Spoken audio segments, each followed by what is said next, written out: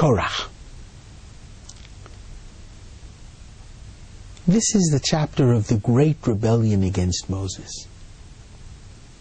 But if we look very carefully at the text, there was not one rebellion, but two rebellions.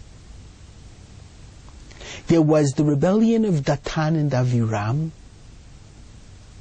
and there was the rebellion of Korach. We see this, first of all, because there were two separate punishments. The first punishment was those who walked with the censers filled with incense, and their punishment was that they became consumed with fire.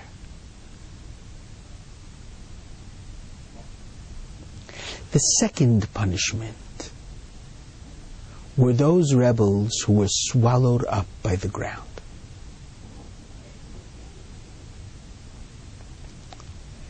And it's the Ibn Ezra, who was the great biblical commentary, who understood that there were here two separate groups.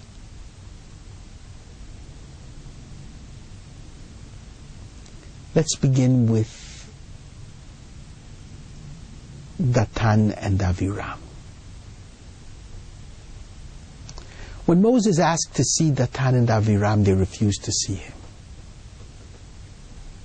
They said to him in a very flippant manner, "You took us out of a land flowing with milk and honey into an alien desert environment where we're about to die." What place do they call the land flowing with milk and honey? The expression that Moses has always used for the land of Israel. For Datan and Aviram, it was Egypt. Egypt was the land flowing with milk and honey.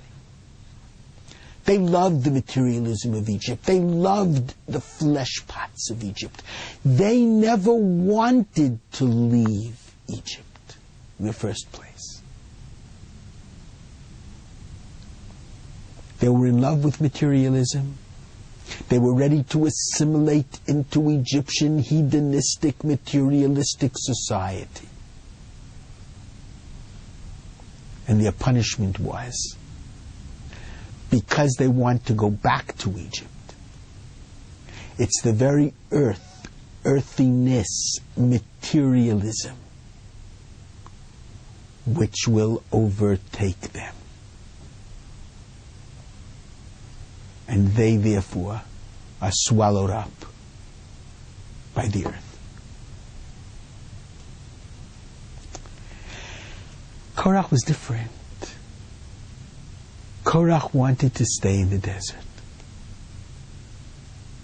Korach is called by the Kotzker Rebbe the Heilige Zayda, the Holy Grandfather.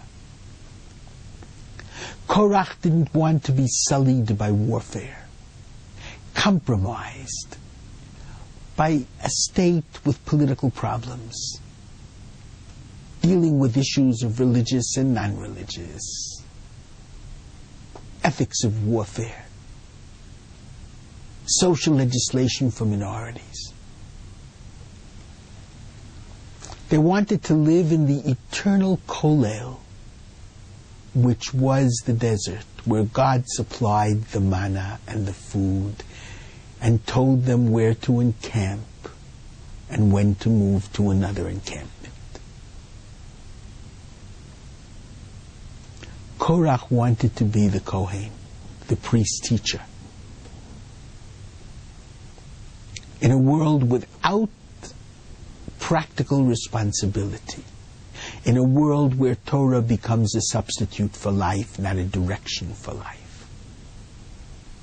A life whose only responsibility is not to change the world or change other people or perfect the world, whose only responsibility is to study Torah in splendid isolation.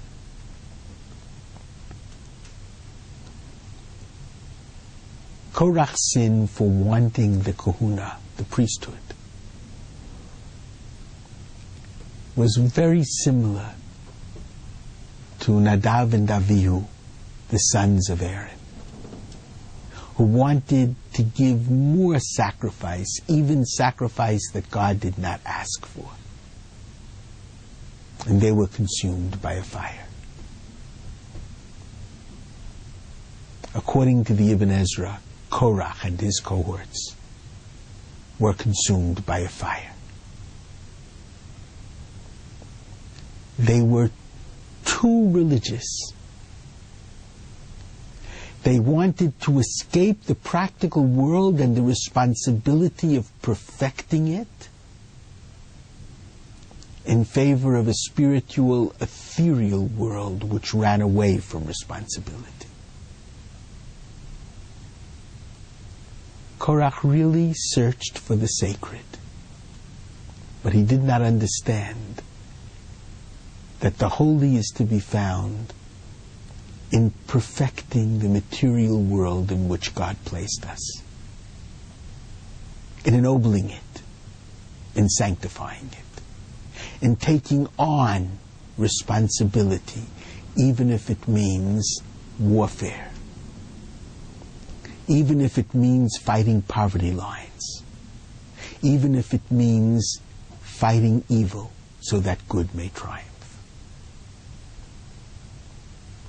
Korach was consumed by the fire of his own zealousness for an ethereal lifestyle in a physical, material world. Shabbat Shalom.